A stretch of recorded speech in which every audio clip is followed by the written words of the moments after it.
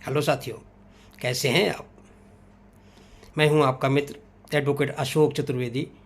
आपके अपने legal channel Ashok legal ocean पर आपका एक बार फिर से स्वागत है। साथियों, जैसा कि आप जानते हैं, मैं आप लोगों की समझ कानून की नई नई जानकारियां लेकर आपकी समझ उपस्थित होता हूं, ताकि वीडियो के माध्यम से आप कानून की नई नई जानकारी और कानून की बारीकियों से अवगत हो सकें। साथियों, दहेज क्या है और गिफ्ट क्या है तथा स्त्री धन क्या है, ये तीन चीज़ों में बड़ा कन्फ्यूजन रहता है। और ख़ासकर जब फैमिली में डिस्प्यूट शुरू हो जाते हैं और पति पत्नी के बीच में झगड़े होते हैं, बात कोर्ट कचहरी तक पहुंच जाती है, तो उस समय बड़ा कन्फ्यूजन रहता है। जो पत्नी के परिवार वाले रहते हैं वो तो मतलब लंबी चौड़ी दहेज की लिस्ट बना के पेश करते हैं, और तब उस समय आपको बड़ा कन्फ्यूजन रहता है कि हम कैसे डिफ़ाइन करें, कैसे इस चीज़ को कोर्ट को बता सकें कि क्या स्त्रीधन था, क्या दहेज था और क्या गिफ्ट थी। साथियों, यहाँ पे मैं एक बहुत आपको मोटी सी चीज़ बताने वाला हूँ और बड़ा क्लियर आपको उससे मैं समझता हूँ हो जाएगा। लेकिन इसके पहले वीडियो हम शुरू करें, अगर आप मेरे चैनल पर नए हैं तो हमारे चैनल को अभी तुरंत सब्सक्राइब कर लें, ताकि मेरे आने वाले नए नए वीडियो आपको मिलते रहें, और बेल आइकन को दबा दें ताकि आप सबसे पहले उस जानकारी को, नई जानकारी जैसे ही आती है, जैसे वीडियो बनता है, तो आपको नोटिफिकेशन आ जाए। और साथियों, इसको शेयर करना न भूलें। तो चलिए हम वीडियो को शुरू करते हैं। तो साथियों, देखिए, पहले तो हम स्त्री धन को आपको क्लियर कर दें। शादी के समय या शादी के बाद सभी लोग जानते हैं कि जो पत्नी के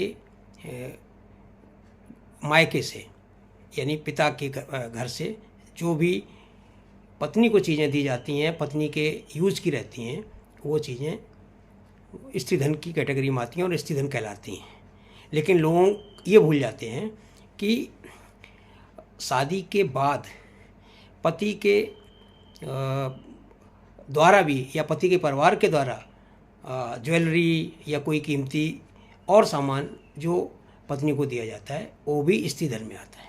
तो आप ये कन्फ्यूजन बिल्कुल दूर कर लें कि जो पत्नी को मायके से सामान दिया जाता है उसके पर्सनल यूज का है, या उसके लिए जैसे ज्वेलर है, इलेक्ट्रॉनिक चीज़ें हैं वगैरह वगैरह, तो वो तो स्त्री धन होती है। साथ में जो पति पक्ष से दी जाती हैं पत्नी के लिए, वो भी स्त्री धन होती हैं, और उस स्त्री धन पर केवल और केवल पत्नी का अधिकार रहता है, उस पर पति का या पति के परिवार का अधिकार नहीं रहता है।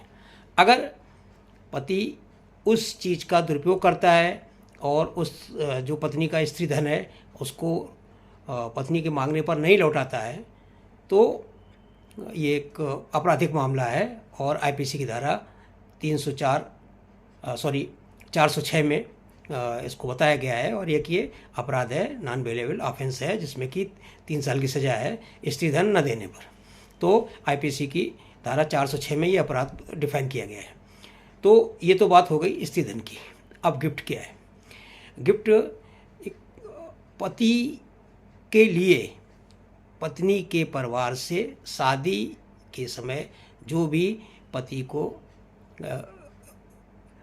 छोटी मोटी चीज़ें जैसे ज्वेलरी है, घड़ी है, या कुछ जो पति के यूज़ की हैं, वो दी जाती हैं बिना मांगे खुशी से। वो रिश्तेदारों के द्वारा भी दी जा सकती हैं और पत्नी के घर से भी दी जा सकती हैं, मतलब मायके से।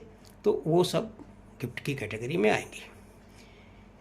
और इसमें एक चीज़ और है कि अगर उनकी जो बिल हैं, इनवाइसेस हैं, खरीदी गई, अगर वो पत्नी के नाम हैं, तो पति को भले वो दी गई हैं, लेकिन पति उसको जब उसको प्रूफ करने की बारी आएगी तो उसको वो नहीं प्रूव कर पाएगा, और वो स्त्री धन की ही कैटेगरी में आएंगे।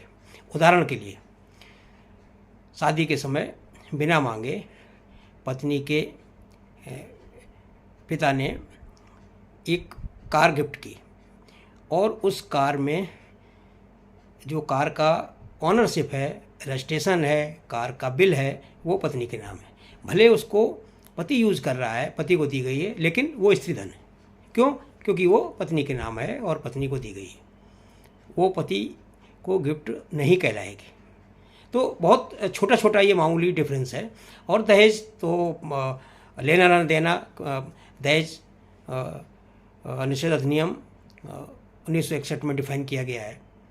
तो सभी जानते हैं कि दहेज लेना और देना दोनों कानूनी जुर्म हैं। तो अगर कोई शादी के समय इस कंडीशन के साथ शादी की जाती है कि मुझे इतना दहेज चाहिए या उतना दहेज चाहिए, या शादी के बाद भी पैसा डाल के लिया जाता है, मांग के लिया जाता है, दबाव डाल के लिया जाता है, तो वो दहेज की कैटेगरी में आता है। और दहेज लेना और देना दोनों अपराध हैं। तो मैं समझता हूँ कि आप लोगों को क्लियर हो गया होगा कि किसको दहेज बोलते हैं और क्या स्त्रीधन की कैटेगरी में आता है और क्या गिफ्ट की कैटेगरी में आता है। तो साथियों, आज के लिए इतना ही, और एक फिर नई जानकारी के साथ आपके समक्ष उपस्थित होंगे। तब तक के लिए जय हिंद, शुभ रात्रि।